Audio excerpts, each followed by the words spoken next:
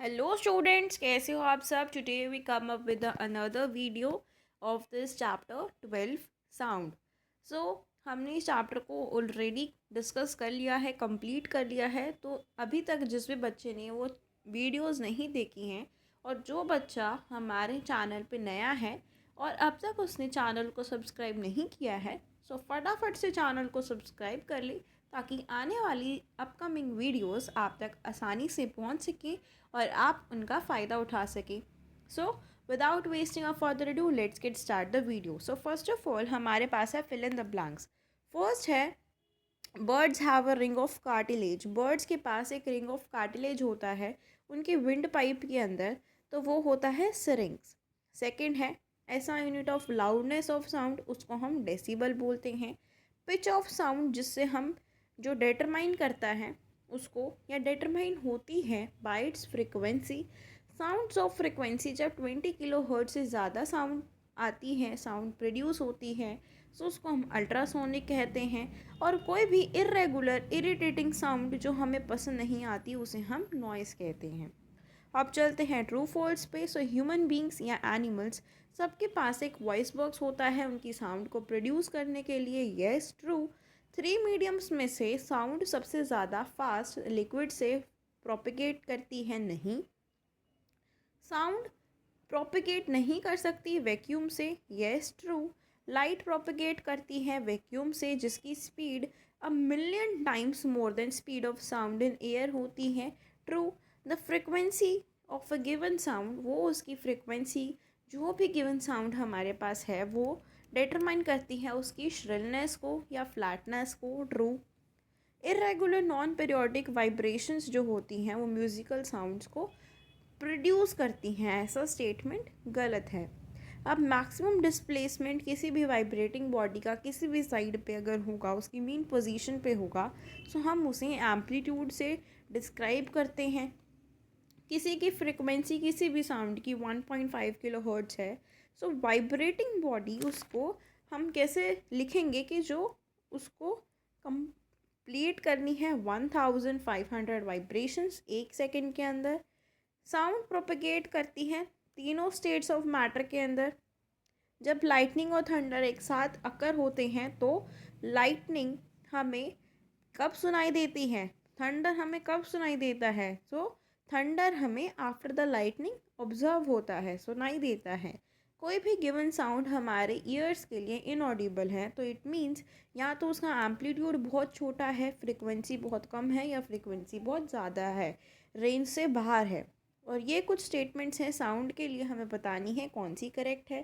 तो sound propagate करती है faster in steel than in air. True. Sounds are produce through vibrations. True. Sound propagate करती है light में फास्ट।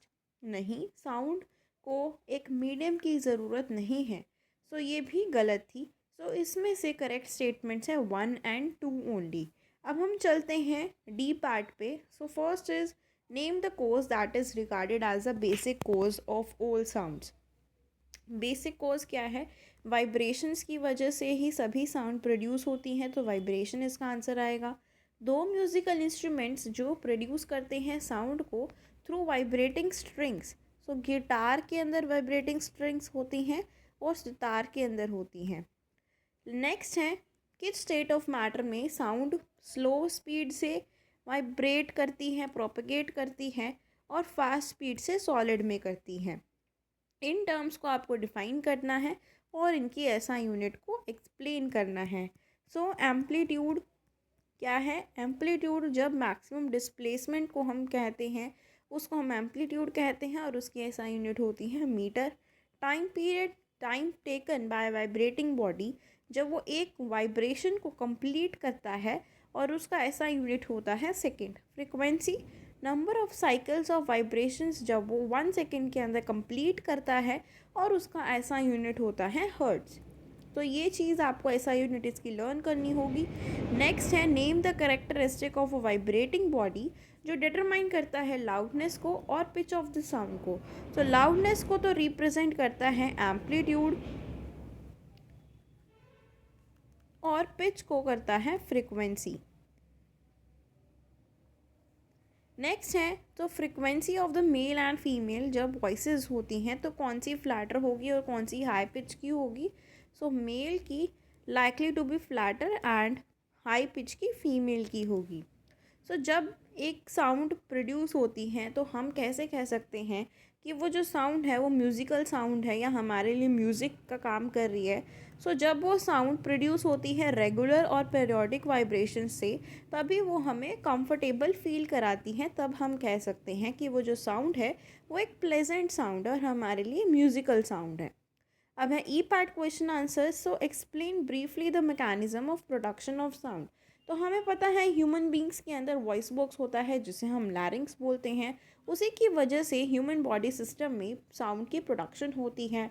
सो वॉइस बॉक्स के अंदर दो वोकल कॉर्ड्स होते हैं जो स्ट्रेच हो जाते हैं, ऐसे स्ट्रेच हो जाते हैं जिसके अंदर से एयर पास करती है और एयर की वजह से ही हम बोल पाते हैं।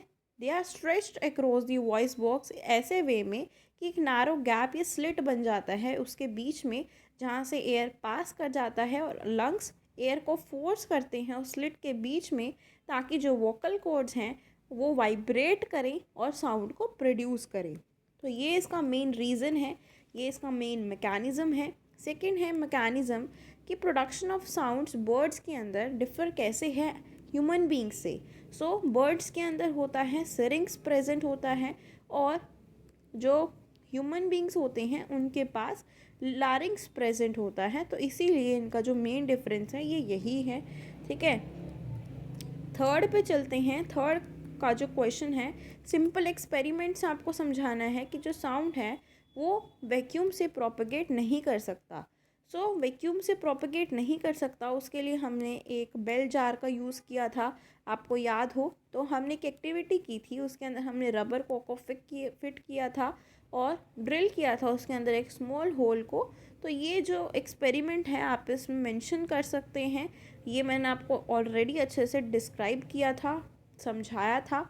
ठीक है, अगर आपको फिर भी कोई डाउट हो तो आप मुझसे कमेंट्स में पूछ लेना, मैं आपको फिर से एक बार फिर से समझा दूँगी। ठीक है, या फिर आप मेरी जो प्रीवियस वीडियो है जिसमें मैंने ये एक्टिविटी को अच्छे से एक्सप्लेन किया है वो आप चेकआउट कर सकते हैं। सो आप इसमें एक डायग्राम भी बना सकते हैं बेल जार जो एक्टिविटी में मेंशन था। अब हम चलते हैं फोर्थ पे।